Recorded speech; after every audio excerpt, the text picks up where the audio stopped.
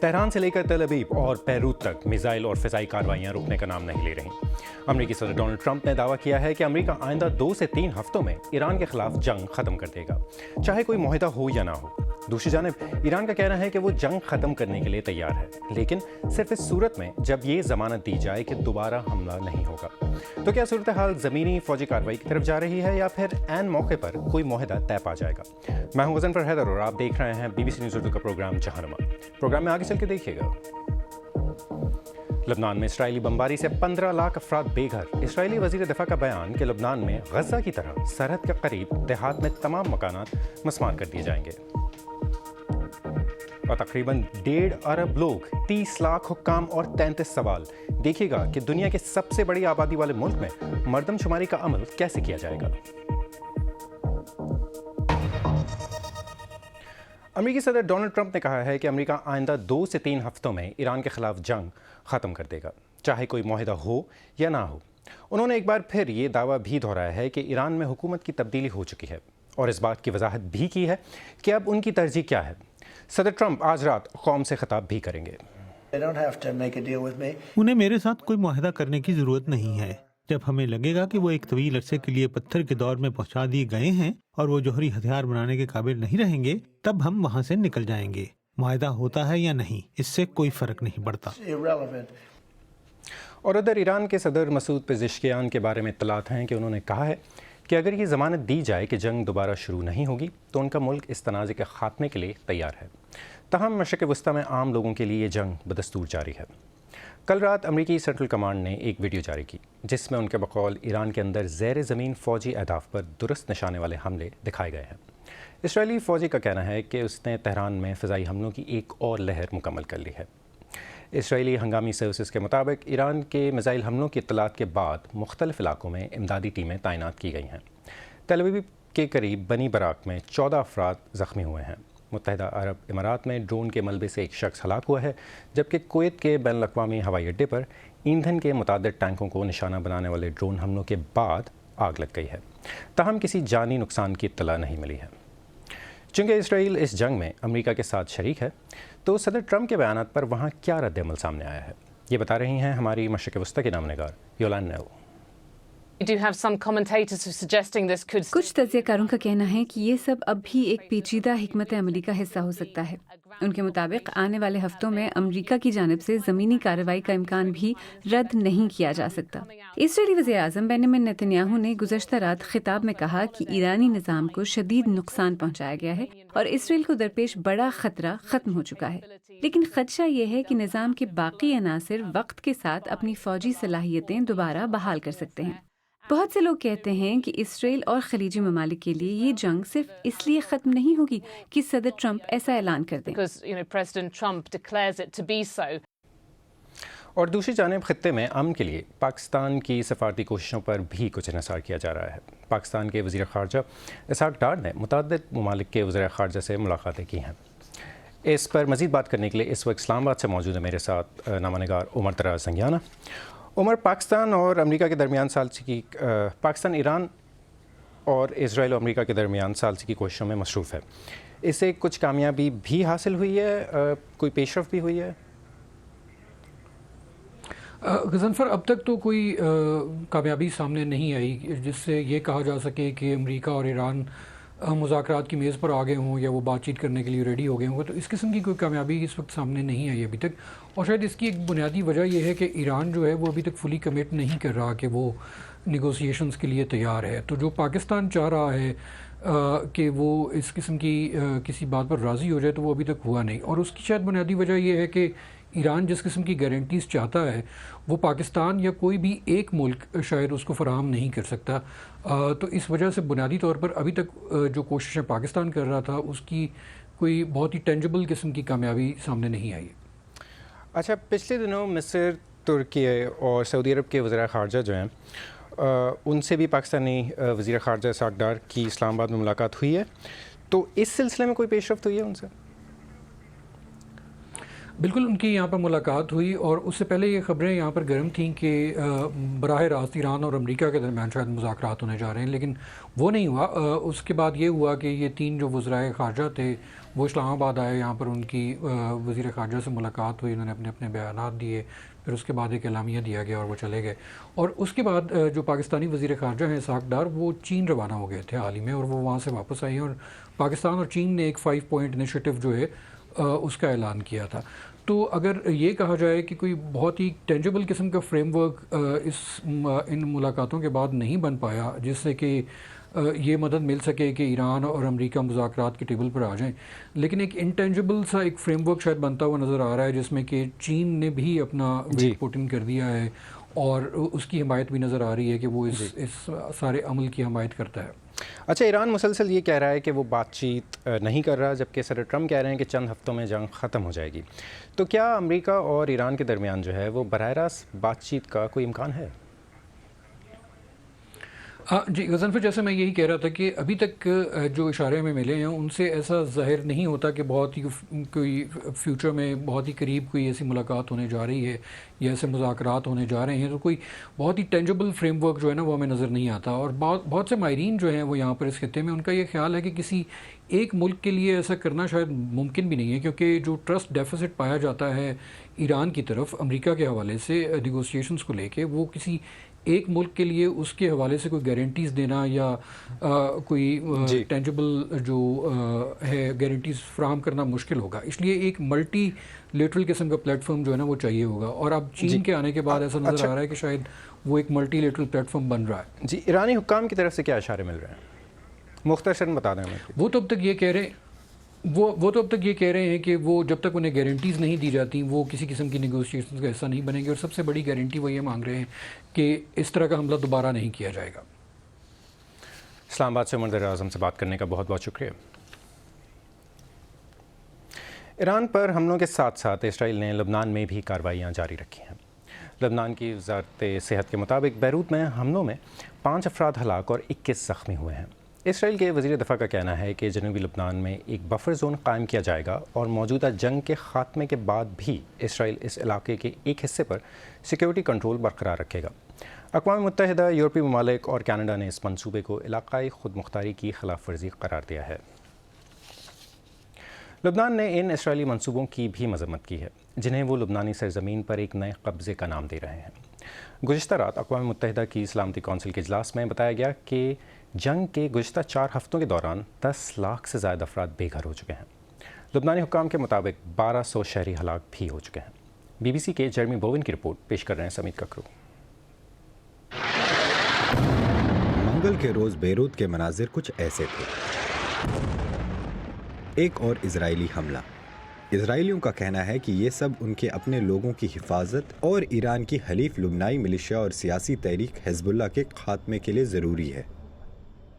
دنیا کی توجہ ایران اور مشرق وسطی پر مرکوز ہے۔ ایسے میں اسرائیل لبنان پر بہت شدید حملے کر رہا ہے۔ اسرائیل اور امریکہ کی ایران کے ساتھ جنگ شروع ہونے کے بعد اسرائیل حزب اللہ کے حملوں کو ان کارروائیوں کا جواز بنا رہا ہے۔ در حقیقت 2024 کی سیز فائر کے بعد سے اسرائیل لبنان پر تقریباً روزانہ فضائی حملے کر رہا ہے۔ جو چیز اب بدلی ہے وہ ہے ان حملوں کی شدت۔ یہ وہ تازہ دم دستے تھے جو سرحد کی طرف بڑھ رہے ہیں، کیونکہ اسرائیل جنوبی لبنان پر حملہ کرنے اور قبضہ کرنے کے لیے مزید فوج بھیج رہا ہے۔ یہاں بھی غزہ والی حکمت عملی استعمال کی جا رہی ہے۔ لبنان میں سرحد کے قریب واقع دیہات کے تمام گھر مسمار کر دیے جائیں گے، بالکل غزہ میں رفح اور بیت حانون کے ماڈل کی طرح۔ یہ اس لیے تاکہ سرحد کے قریب موجود خطرات کو ہمیشہ کے لیے ختم کیا جا سکے۔ جنوبی لبنان میں UN کے 3 امن اہلکاروں کی ہلاکت کی اقوام متحدہ میں مذمت کی گئی اور بڑھتے انسانی بحران پر گہری تشویش کا اظہار کیا گیا۔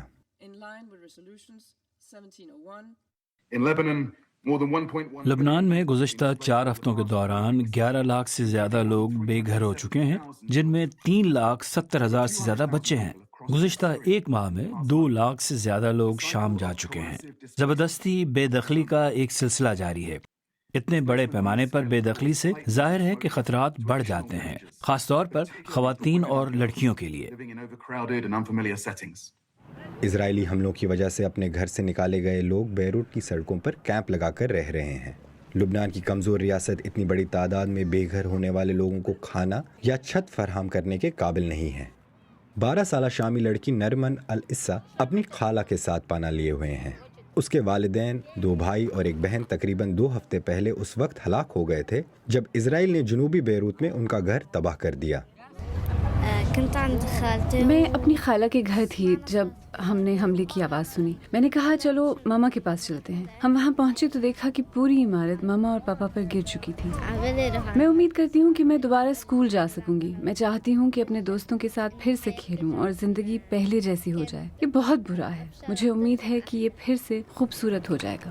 ایک سینئر لبنانی سفارتی سورس کے اہلکار نے ہمیں بتایا کہ لبنان کا بحران اور اسرائیل کے حملے حزب اللہ کے لیے حمایت میں اضافہ کر رہے ہیں، اور اسرائیل اس سورس کے بقول لبنان کو ختم کر رہا ہے۔ میں ہوں غضنفر حیدر اور آپ دیکھ رہے ہیں BBC نیوز اردو کا پروگرام جہانما، اور اب ایک نظر ڈالتے ہیں دیگر اہم عالمی خبروں پر۔ امریکی محکمہ خارجہ کا کہنا ہے کہ انہیں عراقی دارالحکومت بغداد میں امریکی صحافی شیلی کیٹلسن کے اغوا ہونے کے بارے میں علم ہے اور وہ ان کی فوری رہائی کو یقینی بنانے کے لیے کام کر رہے ہیں۔ حکام کے مطابق شیلی کیٹلسن کو ان کے خلاف موجود خطرات سے پہلے ہی خبردار کیا گیا تھا۔ عراقی حکام نے اس سلسلے میں ایک مشتبہ شخص کو حراست میں لیا ہے جس کے ایرانی ملیشیا گروہ کتائب حزب اللہ سے روابط بتائے جاتے ہیں۔ امریکی خلائی ادارے ناسا کا کہنا ہے کہ آرٹمس 2 مشن بدھ کے روز روانہ ہونے کے لیے تیار ہے اور موسم مجموعی طور پر سازگار ہے۔ ساتھ ہی ناسا کی ٹیم حالیہ سولر فلیئر کے بعد ہوا، بارش اور شمسی سرگرمی کی نگرانی کر رہی ہے۔ اگر سب کچھ طے شدہ منصوبے کے مطابق ہوا تو جلد ہی 4 خلاباز چاند کے گرد 10 روزہ سفر پر روانہ ہوں گے۔ اگر یہ لانچ کامیاب ہوتا ہے تو یہ 50 سال سے زیادہ عرصے میں چاند کی طرف پہلا انسانی مشن ہوگا۔ امریکی الیکٹرانک کمپنی ایپل آج اپنی 50ویں سالگرہ منا رہی ہے۔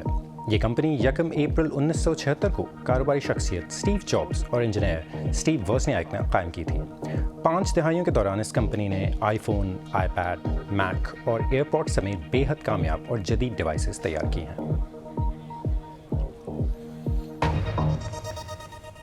دنیا کی سب سے بڑی مردم شماری کا آغاز آج سے انڈیا میں ہو رہا ہے۔ اس بار ذات یا کاسٹ سے متعلق ڈیٹا بھی شامل کیا جا رہا ہے جو برسوں سے ایک حساس اور سیاسی طور پر متنازع موضوع رہا ہے۔ آج ٹرینڈنگ میں اسی پہ بات کریں گے۔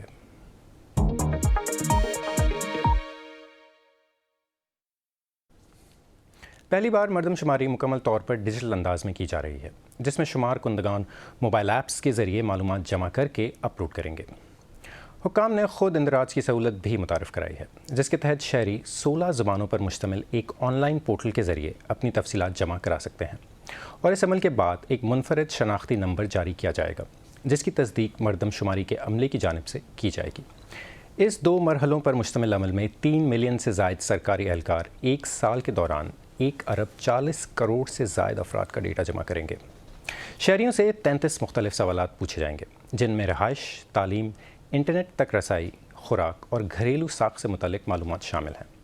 یہ مردم شماری 1947 کے بعد 8ویں اور مجموعی طور پر 16ویں ہیں، اور اس بار اس میں ذات یا کاسٹ سے متعلق ڈیٹا بھی شامل کیا جا رہا ہے۔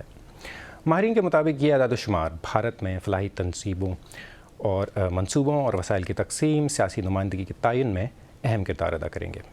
اقوام متحدہ کے مطابق بھارت پہلے ہی دنیا کا سب سے زیادہ آبادی والا ملک بن چکا ہے، تاہم شرح پیدائش میں کمی کے باوجود اس کی اوسط عمر تقریباً 28 سال ہے، جس کے باعث تقریباً 70% آبادی کام کرنے کی عمر میں ہے۔ مردم شماری صرف اعداد و شمار جمع کرنے کا عمل نہیں بلکہ یہ طے کرے گی کہ وسائل کہاں جائیں گے، کون سی آبادی کتنی نمائندگی حاصل کرے گی اور آئندہ دہائی میں انڈیا کی معاشی سمت کیا ہوگی۔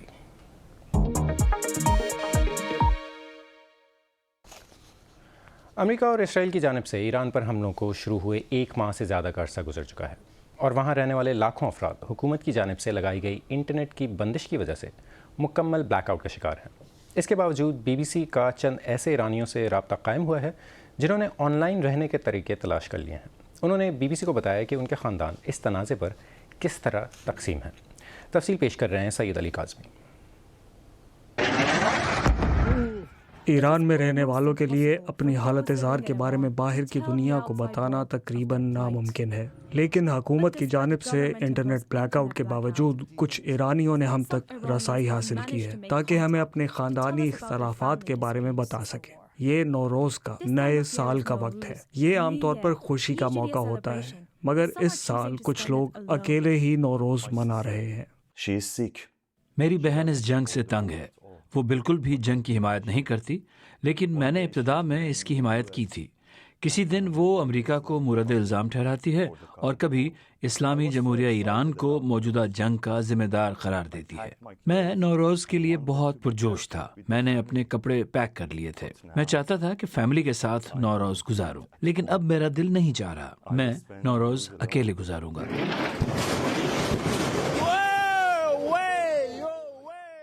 میں جنگ کے خلاف ہوں.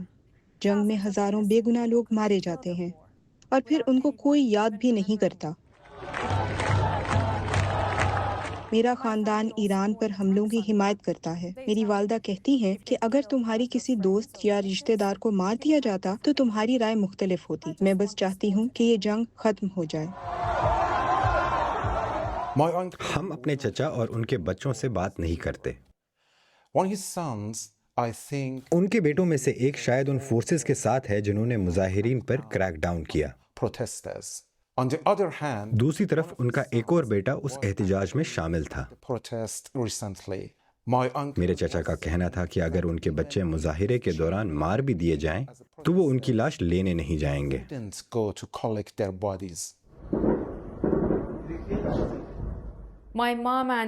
میری ماں اور باپ عام طور پر جھگڑتے رہتے ہیں. میرے والد کو وہم ہے کہ ایران جلد اپنی سرحدیں کھول دے گا اور 5 سال کے اندر اندر یہاں تعمیر نو ہوگی یا ایلون مسک ایران میں سرمایہ کاری کرے گا. وہ اسرائیلی پروپیگنڈا سے متاثر ہو رہے ہیں. ان کو لگتا ہے کہ دونوں ممالک دوست بن جائیں گے. میں صرف چاہتی ہوں کہ یہ جنگ جلد از جلد ختم ہو جائے کیونکہ اس میں بہت سے عام لوگ مر چکے ہیں. آج BBC نیوز اردو کے پروگرام جہانما میں بس اتنا ہی. پروگرام میں شامل سٹوریز اور تازہ ترین خبروں کے لیے ہماری ویب سائٹ bbc.com/urdu پر آئیں. BBC نیوز اردو کے انسٹاگرام، ٹک ٹاک، یوٹیوب، فیس بک اور ایکس اکاؤنٹ کو فالو کریں. یہ پروگرام روز شام 7:30 بجے آج نیوز ٹی وی پر آتا ہے. اگر یہ پروگرام آپ سے مس ہو جائے تو اسے آپ ہمارے یوٹیوب چینل پر دیکھ سکتے ہیں. اس کے علاوہ سیربین بھی ہمارا ہفتہ وار پروگرام وہاں موجود ہے. غضنفر حیدر کو بھی اجازت دیں.